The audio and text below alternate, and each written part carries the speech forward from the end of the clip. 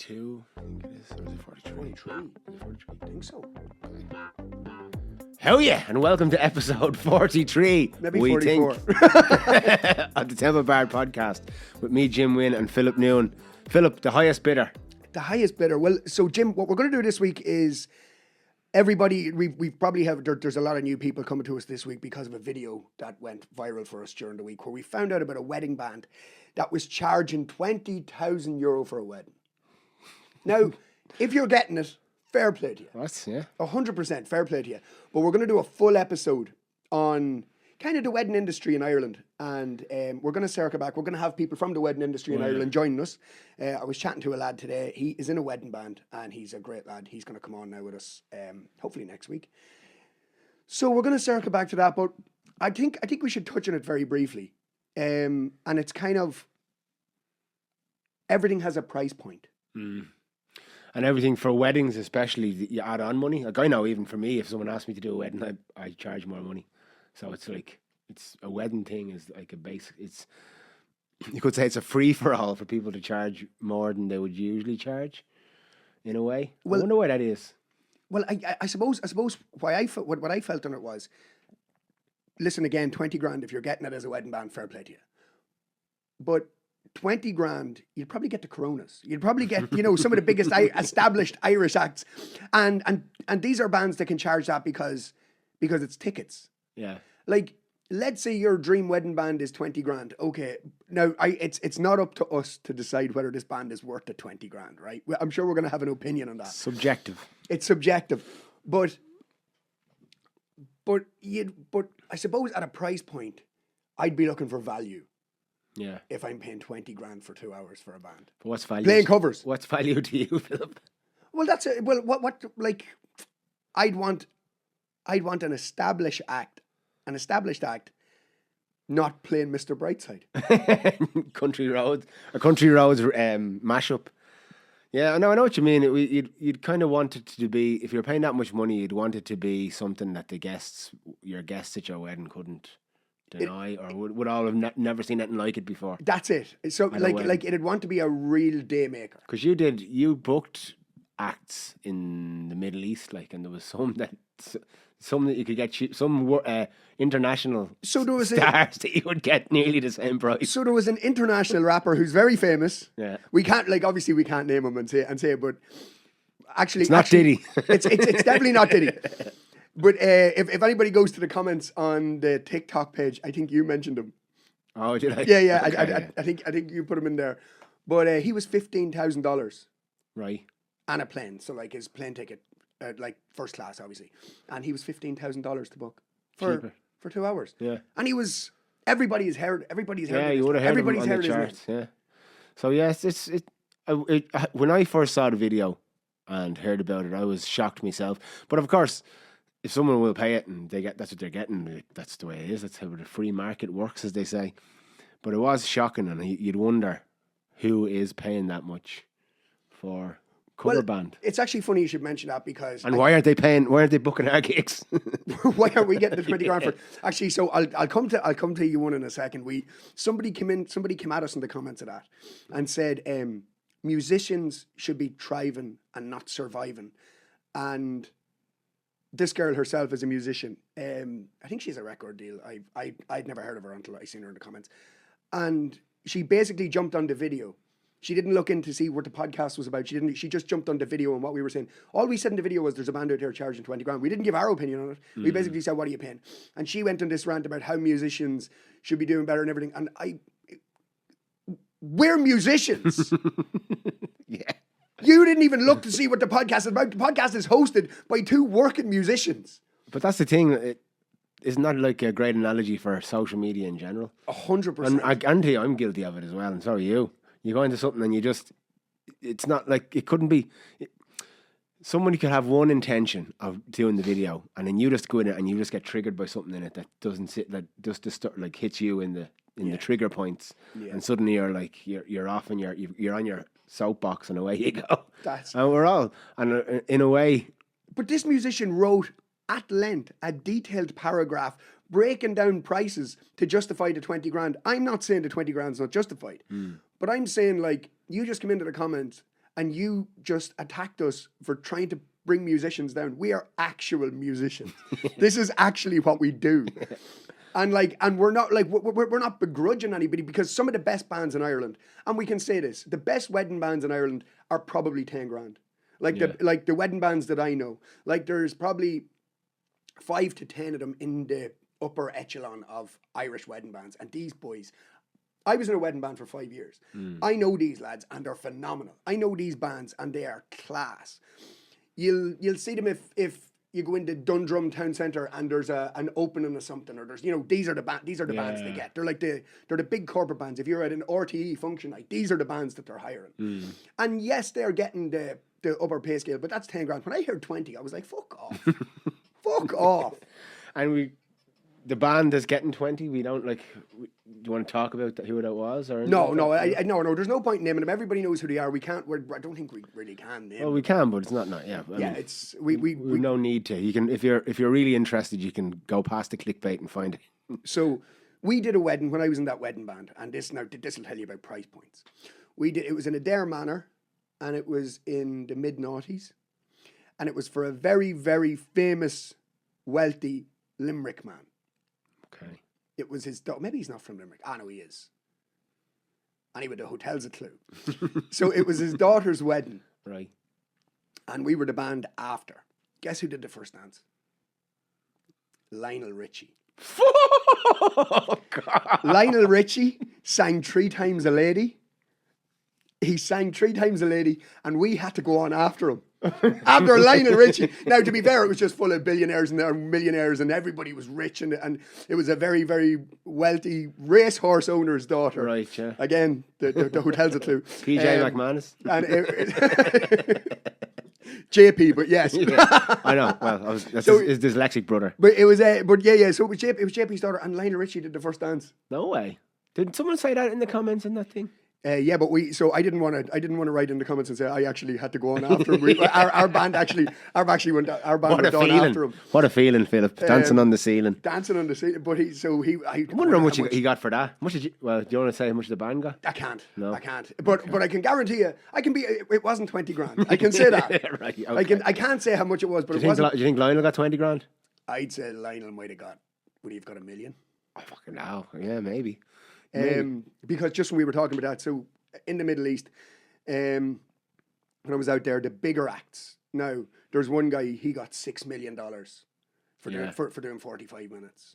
If you scroll down through my Instagram, you'll find him. You'll see him there. There's a video of me and him. He's having a wee drink, and he got $6 million for Molly's 45 brother. minutes. Yes, Molly's brother. And then there was another one. She came in to open a shopping center, a shopping mall, and she's very famous as well.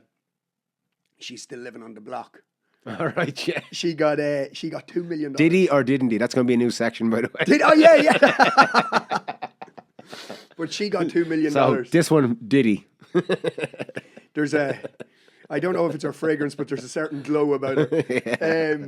So she got $2 million for the, and that's tax free out there. So the $6 million that Molly's brother got, and the $2 million that you won from the block. That you won from the block got, that was keep you in wedding bands anyway. I'm telling you. Well, that's crazy. Yeah, but that's the price point like that. But I suppose, listen, it's like everything. It comes into the kind of what the episode we're thinking of was a highest bidder, because if people are willing, it's like the crypto. The crypto, nobody knows why it goes up and down. Why any money does. Why stocks go. I mean, stocks, you could say companies grow, get new technology. But there's so many things where the value is given by either the rarity of it or just the demand, supply and demand, as they say. So in a way, maybe with a wedding band or something like that, when people say, "Oh, this is a really expensive one," they would just go for that because it would seem more exclusive or something. That makes sense. Maybe somebody. Some people like to have the most expensive wine, even though they don't drink wine. You know what I mean? Some people like to have the kind of just like to have the exclusive thing. So I suppose it works in all areas of life, and obviously wedding bands too. Yeah. Well, it's just that, because people are like, they tried to break down the cost and everything, and then I wanted to break down the cost for them. peak wedding season, they're doing 5 gigs a week. Yeah. Peak wedding season, the band's on 100 grand a week. If there's a wedding band out there making 3 million a year, fair play to them. Yeah. I just can't fathom it. It's Lionel just, Richie's band. It's no, but you see, if they were, as I said, and I mean, it probably comes across as a bit of begrudgery, and maybe at a point I'm like, holy fuck, but I'm like, if you're not an established name, how are you doing that? And if you're getting it, the blessings of God, and you're like honest to God, that's phenomenal. But like, I can't fathom it for a wedding band doing covers. Well, because you wouldn't pay for it. And No. I wouldn't either. But that doesn't mean like we discuss many times in this podcast. It's really we can only see our own perspective. So that's why it's so shocking to us. And for other people, it's especially if you're in a wedding band or someone who would pay for it, then they don't see it the same way. There'd be more chance of me getting married than actually paying for 20 grand for a wedding band. Although we were actually talking about this with collectibles as well, because some people will pay mad money for collectibles. Yeah, exactly. So there's like I remember we talked about it on the podcast. There was a Netflix show about a fella who it's like a Pawn Stars but with auctions, right? And he does sports memorabilia and stuff like that. There's just a huge market in this. Do you know what it reminds me of? It's like relics. The religious relics used to be really collectible, like a bit of hair from St. Bridget or something that was passed down, or like the most famous one is the Ark of the Covenant or something like this. These things that nowadays we have sports memorabilia. So in a weird way, people worship sports stars in the way that they used to worship saints, whereas the sports stars aren't the game and the saints aren't the God. They're just part of it. Where to me, it's like people are attaching. It's an egoic thing to attach to the sports star itself, or to like a religious saint as like something from them makes me better or something. It's like to me now, my point of view, that's missing the point of the oneness of everything. It's just to have maybe some people just get attached to these things. Like, well, funny enough, you should say that. So you know that I've got some mad little shite that I've acquired over the years and things, but recently moved into a new apartment, and there's an artist, and his name is Mark Rasher Kavanagh. Right. He's doing a gallery now in Dublin at the minute in Flux. He's an exhibition on, but he's brilliant, mad abstracts, like mad, really, really cool stuff. But he has this painting that I saw years ago, and it's from the perspective, it's 4 kids, but it's looking up from under the water at them. So it's like really mad colours. Do you remember the video for Soundgarden, Black Hole Sun? Mm-hmm. Remember all the faces and they were all melting and like all the big smiles and all. So it's kind of like, it's that kind of distortion of a painting. But it's from under the water. So you're like looking up. Did I send you the picture of it? No. It's like it's someone drowning, looking up at... It's no. So you're looking up at there's 4 kids with a dog at the river. But they're really like 60s-esque, and it's coming up through the water, and it's like from the perspective of someone drowning, no, or being under the water, or perspective of someone under the water. There's like under lily pads and stuff. It's really cool. Yeah. But I was like, frog's eye view, and I was like, I want that. Yeah, I was like, I want that. Now, didn't think about, right, this is going to cost a fucking fortune. I was like, right. So I got in touch with your man. I was like, I seen this painting back in like 2018. I was like, having you gaff. I was like, whatever. Anyway, so currently talking to him at the minute. But just like that, it kind of, we spent a lot of time at Swelling Lake in Cavan when I was growing up. Like me and my cousins and my brothers. And just when I saw it, I was like, that represents my childhood. Mm. It was, and I was like, and I'd like to have it for that. Then there was this fucking, I suppose the ego in it was like, and if I have that, then I'll be happy. No, I was like, if I have that, like nobody's, you know what I mean? Like that's that, Yeah. So and there was that in it too, and there is that, but I think it's just so fucking cool looking as well. Yeah. Well, the attraction is the attraction. You're attracted to something. It's just a matter of mean, there's no right and wrong. Like, there's still things that I get attracted to. It's just that from certain things like sports memorabilia and stuff like that is something that I've never been interested in. So I can see it for like being like an ego thing. But there's obviously things. I buy music equipment. Like, if you could see this studio, there's lots of microphones everywhere. I'm no fucking different. Like, I'm just saying from this perspective. Like, it's like to try and, like you say, a nostalgic thing, or try and come back to bring you back to a point in time. Or to bring you back to a happy time or something. And childhood is always, like, children have no ego, or the ego's only growing. So there's no attachment to, like, a child doesn't hold grudges. Like, if I have the baby there and he's freaking out over something, 2 seconds later, you just distract him and he's on to the next thing. He's not sitting there thinking about what triggers him and doesn't all. It's egoless. So that's why our childhoods are usually a time where we can look back. When do you think that kicks fondness. People say different things. Like, I think it's from about 7 or 8. I mean, you can see it already. Like, the baby calls himself the baby, and now it's Jonah, and then he's starting to. When he was first born, I don't think he knew the difference between him and his ma. Like, they were, as far as he was concerned, they were the same thing. And now you can just see that as he grows up, he's slowly seeing that he's separate, and he has his own, and he pushes the boundaries, and he starts giving orders, and it's the way babies are. So I think it's grown, and a lot of the videos I've watched with kids that remember previous lives and all this, they seem to forget it around 7 or 8. Like, it seems to be the time when it's completely gone out of their mind, and you can see, and it's also a time where, and I've got a niece now who's just turned 10, and she's not. She used to always want to play, but now she wants to do her own thing. And it's the same with my daughter and all my other kids. I've seen them, like, they get to a certain age and they just want to be more grown up. They see, like, being grown up as more attractive than just being in the moment, being like the grown ups. Do parents have a lot to do with it? Well, I think it's a natural thing. Like, we've grown our own egos, and parents can help or hinder. Or, I mean, I think everyone's where they're supposed to be in every aspect of life. It might not seem good, it might not seem what you'd want, or it's not what you choose, but it's what you need. That's my overarching belief of it. You see, I suppose in like a different time, our parents were brought up different to us because back in, like, if you were brought up in the 60s, 70s, 80s, you were living in a different time. So, like, if you have a parent, like let's say some parents are more competitive. So, like, let's say you had, like, a competitive father that wanted to put you into sport, and he wanted you to be the best, and he wanted you, and would that part of your ego develop earlier? Maybe. I mean, maybe. I don't know. I mean, I don't think there is.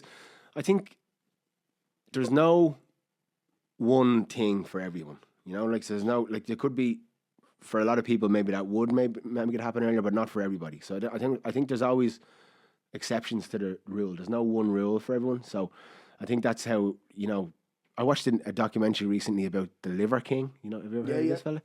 And he talked about, natural. Yeah, he found natural, yeah. But he talked about how he found this thing, and he got such benefits from just eating these organs or whatever, that was it now. He found it. But then over time, at the end, you talk to him and he starts eating vegetables and all, and it's the same. When I had a diet that worked for me, like, I found that, like, this is the diet, this will work for everyone. Or when I find, like, a spiritual thing that's good for me, you start thinking this will work for everyone. But it's not like everybody, like, it's different for everybody.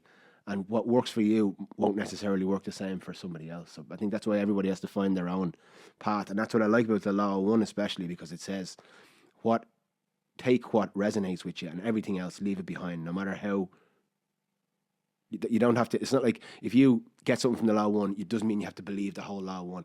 Which the world could use a lot more of this in sort of politics and things. Like, people tend to see, if they agree with one side of politics, they kind of take on all the baggage with it as well, and kind of they'll try and back up things that they don't necessarily even care about.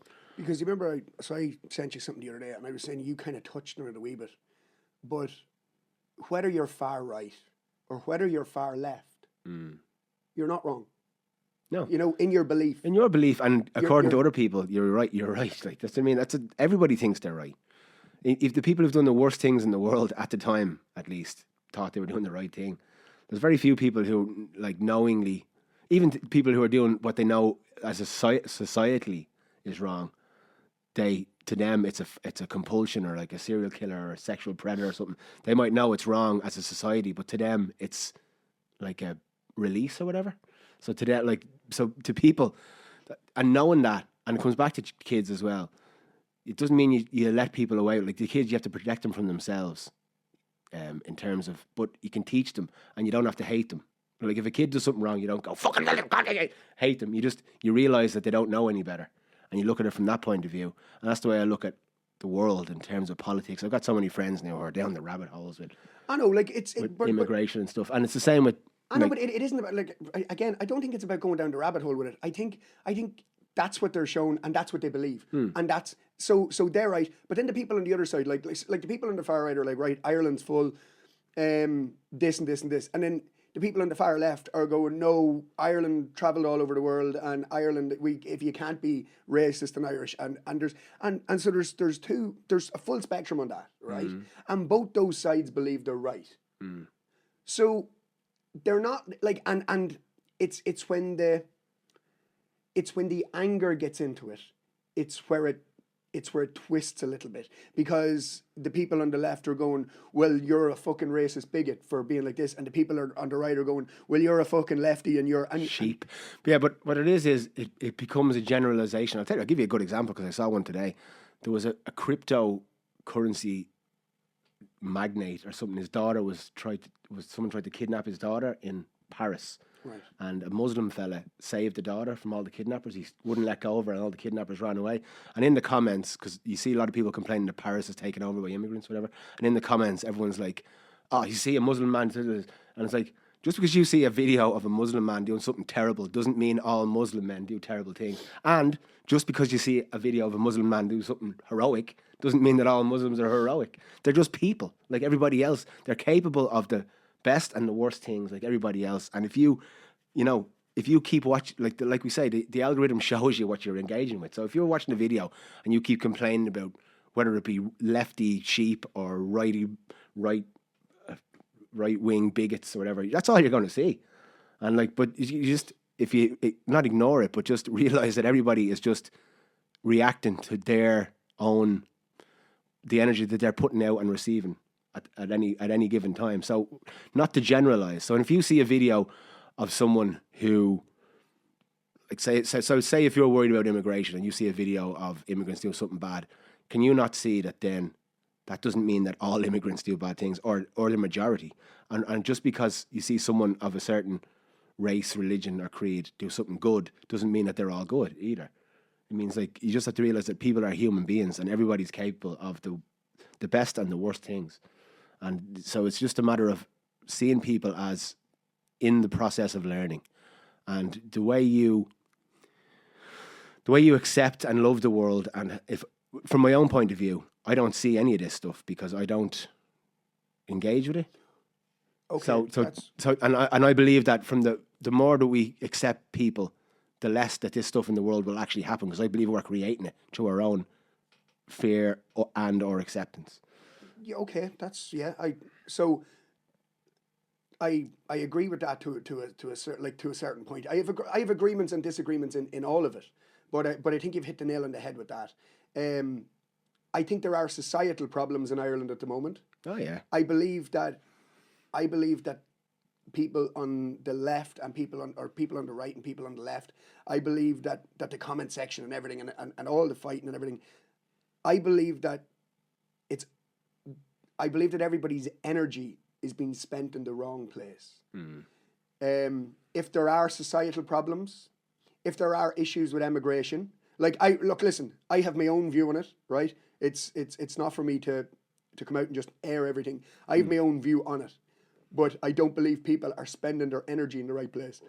I believe if there are problems, I'd look a bit higher than looking at the man on the street. Yeah. I think Emmett, what's his name? Divide and conquer. But that's what I mean. Emmett Kirwan. Yeah. So yeah. Emmett Kirwan said it really. He said it really well on the Late Late Show. Emmett Kirwan, the playwright that wrote Dublin Old School, he said it's not divide and conquer. He said it's divide and rule.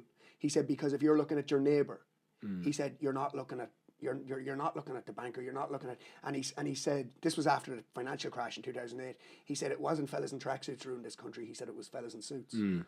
It is, but again, the difference I would have there is, I would say the more that you can love your neighbour, then naturally the leaders become better. Because Do you think so? That's my like this. I just think because I think that's how the world, like, you know, the world works as the energy we're giving off. So the more that you're accepting to anybody or to any length of society, and accepting doesn't mean that you let them do what they want and not have rules, laws, etc. But I just mean just see them that they're living like they've got their own point of view, like you have your own point of view. I believe that naturally that's how we change the system, and I think that's how we've naturally been evolving all these years back from when everyone was a slave to where we are now, and it takes the friction to help the growth. I have a song called "Dream More Truth," and there's the line in it is, "When everything's politicized, we can't agree on anything. How are we ever going to fly when we all think we're different wings?" Nice. So it's like we forget that we're the bird. We pick a wing and we just start flapping the wing. Like, and we forget we're actually the bird. We have to go in unison to keep this thing flying. You know what I mean? We end up like, have you ever seen the rubber band? I probably can't say this. Have you ever seen the Rubber Bandits video? No. Spastic Hawk. Oh yeah. Cancelled. Nah, we can't get cancelled for that. That's them, the Rubber Bandits. How did they never get cancelled for some of the stuff they've done? Well, I think because they were very cartoonish, maybe. I mean, I like it's the Blind same. Boy. You're Well, the jury's still out. Well, not with the Blind Boy jury's with out. you, It's not isn't I it? don't know him. Like, I've never met the man. I just, when I listen to his podcast, it doesn't. Do you not see a lot of similarities with you and Blind Boy? Maybe that's what it is. Maybe that's what it is. Maybe that's what it is. It's Yeah, the mirror. Maybe Yeah, that's yeah. what it is. Yeah. So like obviously I don't know him, but it's just when I listen to it, it just gives me like, I'm just like, oh, you know, and probably some of us are the same. When Do you a listen Limerick to it. accent there. Imagine you wear Blind Boy. Hey, old boy. I don't Imagine you wear Blind. You're just sticking a bag in your head. It could have been me the whole time. My missus actually used to work in. Sorry, not my missus now. My ex-missus used to work in. Freudian. Freudian. Could have been any of them, Philip. Whether we cut that or not, it would be very interesting. Freudian. But she used to work in a arts college where the Rubber Bandits were there, so she saw them with the bags Right. off. Yeah. Not so bad. Well, I won't give any of the information away for security reasons, but she saw them with the bags off. Right. Don't know if many people have. No, Probably. I'd say they're family and friends. Yeah. I'd say they're family I'm and sure they're friends. massing with the bag off. You can imagine me coming out and going, it's a super value carrier bag. Under the tree at Spar. Yeah. Wah. Yeah, so but the Rubber Bandits, to be fair, like they were very ahead of their time when they were together. They have a song called Sunny, and it was basically Sunny, oh Sunny, don't go hanging yourself. Yeah. And it's brilliant. It's on YouTube if you want to check it out. It's a song about basically the rise in suicide at the time, and Jesus, that's on the rise even fucking more now. Especially like I know where I'm from, like in Cavan, like every couple of weeks now, it's so sad. It's getting really sad down there. Yeah. Yeah. No, it's something that comes, and there was a rise for young girls a while ago, and now young men have always been kind of affected by it. There are people you can talk to, reach out. Yeah, reach out. Reach out to Pieta House or the Samaritans, or just talk to anybody. Talk to anybody and Talk to realize anybody. that this too will pass. Even the darkest moments are preceding the dawn. But you know, it doesn't make it any easier when you're in it. But realizing that you will spoke get a out. while back. You were going through. I remember a while back you were talking about, because we had actually we had a lot of men reach out to us then when you were saying you had a dark week, and you were like, listen, you let it in, you feel it, Yeah. you just let it go. Yeah, and I've had them since. Like it comes and goes. I feel like I've never been so bad where I like considered taking my own life or anything like that. But it just, you know, sometimes I just feel like the pointlessness of it all, or just. But I've had that spiritual experience where I realised that it's the fire that's burning away what I'm not. So it's a great. I feel very privileged to have that perspective, and I wish I could give it to everybody. It's the fire that's burning away what you're not. Yeah, it's like you know where it's, you know, when you're melting gold, the fire burns away all the chaff and you scrape it off. It has to be heated up to so high so you can take away the impurities. So slowly, all the ego, all the distortions of love, because we are just love, are getting burned away through experience, acceptance, through fighting it, through acceptance, through fighting it, through fear, through all these emotions. So everything is as it should be, It's not always how you want it to be, but it's as you need it to be. I think that's my belief on it. So yeah, so in a way you have to be kind of grateful. Well, you don't have to be, but if you can be grateful for those dark times after, it's very difficult when you're in them. But when I meditate now, I give thanks for the difficulties in my life as much as I give thanks for the sunny days, because I realise that it's all part of the dance that's bringing me back to who and what I am and what we all are, I believe. That's it. And in those dark times, remember, there's somebody out there paying 20 grand for a wedding. Exactly. Yeah. And you could get an American rapper cheaper. So we've a strange one for Boldness of the Week this week, Philip. We do. It's actually a police officer who's going to get it this time. The police officer is unnamed, but we're dealing with the case of Donald Burgess. Donald Burgess. In West Sussex. In West Sussex in England, in his care home. One-legged man. A one-legged 93-year-old man. Got tased.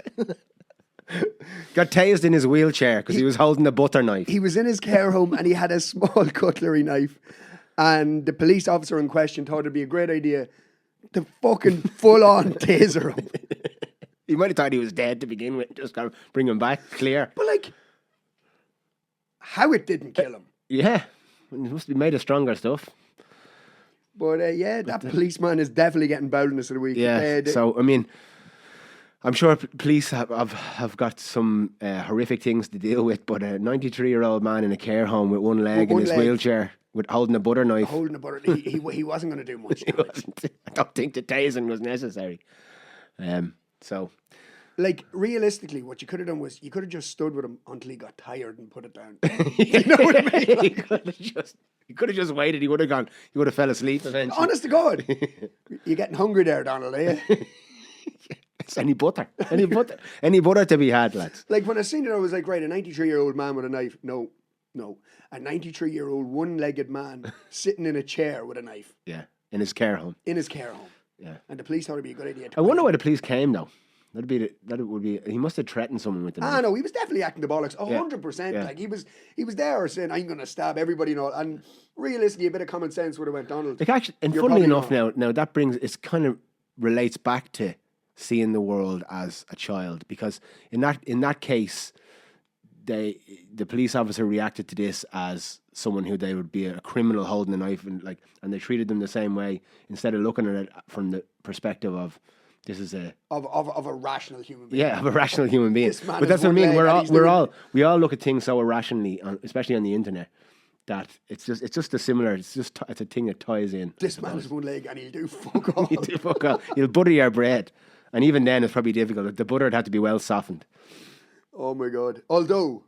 Maybe if they hadn't tasered him, we'd see a headline: one-legged 93-year-old man causes mass murder in a care home. He might have been an ex-CIA special forces dude. Maybe that's how he lost a leg. Osama bin Laden. Maybe I suppose he probably could do a bit of damage, especially if there's old people that can't protect themselves. But fucking tasering him is a bit unnecessary. So the policeman, I think he obviously got in a bit of trouble for it. I think that's it. Well, it remains to be seen, but if he gets to court, he won't have a leg to stand on. Oh, Bauld. But so that policeman is getting Boldness of the Week this week. Boldness of the Week to that Sussex policeman. So just on the highest bidder, we have Oasis concerts next month. Yeah. Some of them tickets were... Are you going? No. The jury's still out. I haven't decided yet. I have a ticket there if I want it. I'd love to see them, but again, I think we said you'd have to see them on the first night. Yeah. Because there might be a second night. Yeah. I heard, I don't know, I didn't stop, but did I see something that Liam had some health problems or something like that? Did I see something to do with that? I know that I saw something where the band was rehearsing and he was going to join in late, because they don't want him blasting out them songs in rehearsal for no reason. You want to keep that for the show, because I don't think singing like that, as someone who fucking tried to sing like that for a long time and fucked himself up royally, I can imagine that they would be trying to limit the amount that he's blasting out the songs like that. So they've probably limited his cocaine use. Yeah. I think he stopped doing that. Oh, did he? Well, I don't know if he stopped doing it altogether, but I know that in the last few years since he had all the voice problems, he was like he didn't drink. I think he didn't have dairy on the day of a gig and a few different things. You know? But still had the cocaine. No, no cocaine or no drinking as well. All He right. didn't drink the week of a gig and all these things, like all these.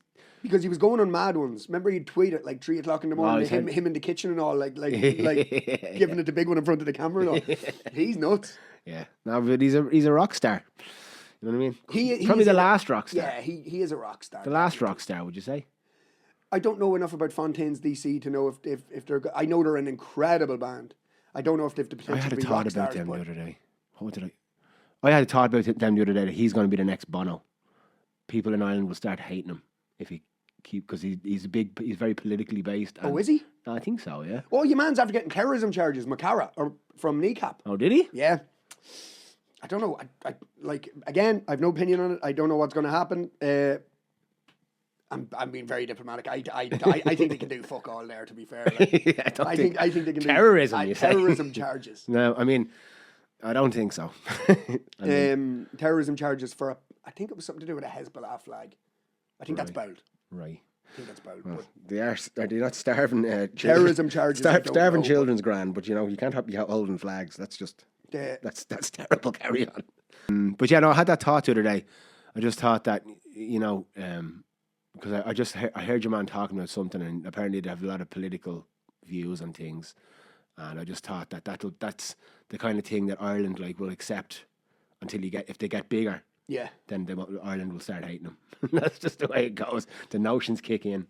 I know, but to be fair, when the notions kick in, we do like now. Listen, how long did we love Connor? Yeah. Up until did we love him up until the Floyd Mayweather fight? I mean, people loved him and hated him anyway. Like, I mean, to be honest, I know in the very beginning everybody loved him. Yeah. In the very beginning I loved him. I thought the accent was very annoying. No, but the accent wasn't there in the beginning. Yeah, it was. It was only after the first couple of fights. Oh, was it? Yeah, he got a bit I of didn't media know- I training. didn't- He got a bit of media training in America and came back, and he came back with the accent then. But before that, he was just sound. Oh, was he? Yeah. He was going out and just battering I lads. never really followed the UFC, so I probably missed his first few fights. But Like his first few fights, he was a phenom. He came from Cage Warriors, and he was doing stuff in Cage Warriors to lads like you're in fights, everybody goes in and they're all like stiff and everything. He was going in just loose and just looking and just knocking boys out. It was as if everybody was in slow motion compared to him. That's how good he was in the beginning, and then we all know what happened then after that. You know, it's the same. It's a bit like in any profession when you have that kind of flow state. It's the same with even myself. Like I tell you, with my voice problems and all, I haven't. Only in the last few months have I found myself at points singing completely freely, right? Where I can relax and not like the rest of it. For years now, I've been singing and I have to think about it because the tension in my jaw moves around so much that I have to always be kind of conscious of it. And I think it's the same with any profession. The more you start thinking about it, the kind of the magic falls away. You know what I mean? So the magic is in being in the moment, like with everything else in life. The more that you're thinking about it, planning too much, you can plan it at best laid plans, and then like Mike Tyson said, until you get punched in the face. But if you're just living in the moment in any profession and in that flow state that they talk about so much with athletes, that's kind of the sweet spot. And usually when athletes lose that, that's when they start seeing a decline. Another Mike Tyson quote. If you further that on, it's hard to get out and go for a 6 a.m. run when you're wearing silk pajamas. Exactly, yeah, exactly. Well, that's it, yeah. All along the same lines. So it becomes like the passion. It's the same like when you first start and you play music or playing the guitar and singing, like you're just in it and you're lost and you can't believe that you're able to do this and you're, loving it. And then at a certain point, sometimes it becomes a job. And for me personally, like it was like I had to be consciously thinking about hitting this note and this note and this note, which makes it less fun and less fun to listen to as well, I'd say. Sometimes I still like that's a lot of it for me, but sometimes I still find myself in a moment where I go, fuck, I'm doing this. Yeah. You know what I mean? Yeah, like and it's mad, but it's like it just comes every now and again. And I think having a few kind of health related things pre-COVID and kind of stuff, I like bits and pieces. I think, I kind of got a realization of, you're able to do this. Fucking enjoy it. Yeah. It was more of an appreciation. Yeah, it takes those and the different perspectives. So something even that's bad or scary gives a more beauty to something else. You know what I mean? So there's always give and take. And I'm the same now. When I get under the thing in my voice, when I can get under it, like, and I can hold that note, it sounds beautiful. Like when I get that and I'm sitting there, and I go, fuck, there it is. And like, unfortunately, I'm still not to the bottom of it, like, but I'm getting under it more and more now, so I can appreciate it more. And being in the moment is a beautiful thing when you can do it. So that's it for episode 43 of the Temple Bard podcast. Our future sponsorships will go to the highest bidder. 20 grand, I think, is enough for us to do your wedding. Yeah, 20 grand if you want us to do a wedding. Yeah, look, we'll be sound. 18. 18. Yeah, 18. 9 each. 9 each, yeah. That's all right. But yeah, we will do your wedding for 9 grand each. 9 grand each. That's a bargain. And we'll do an ad for 20 grand each. Yeah. Each. Each. Yeah. Each. Actually, funny enough, before we go, there's a friend of mine. He's a very successful pop singer. Right. And just when you said 20 grand each, we're not even going to give a clue as to who he is because it's Bauld, but they are 20 grand each. There's 2 of them. And remember the Christmas gambling spree? Do you remember the? Yeah, I do. Yeah. So they're 20 grand each. Oh, really? But they're both 2 famous. Yeah. They're both 2 famous pop stars. Yeah. Huge bands. Like with a massive catalogue of songs that they own individually and that you heard over your whole life. Yeah. You can still that's not hear like them that's not like getting like you would. Some of the songs that would be sang by the cover band would be sang originally by those. Yeah, no. The 2 of them sang all the songs. Yeah. So they're all right. So that's a different category. They're worth their 40 or 50,000 price tag or whatever they are.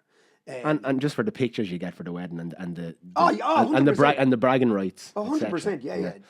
God, but I mean, get involved and let us know. I mean, if someone wants to pay 20 grand for me to jump on one foot, like, fair enough. Or for anyone, like, it's your money. You do whichever you want. But it's just an interesting thing because it's hard to put a price on anything or a value on anything, probably because it's all an illusion. It's all an illusion. And there is no objective reality. It's only value is given by your own perspective of something. So whatever you think it's worth. And that's it for episode 43 of the Temple Bard podcast. Sláinte, stay Bauld. Okay. Keep that in. And that's it for episode 43 of the Temple Bard podcast. Stay Bauld, Sláinte.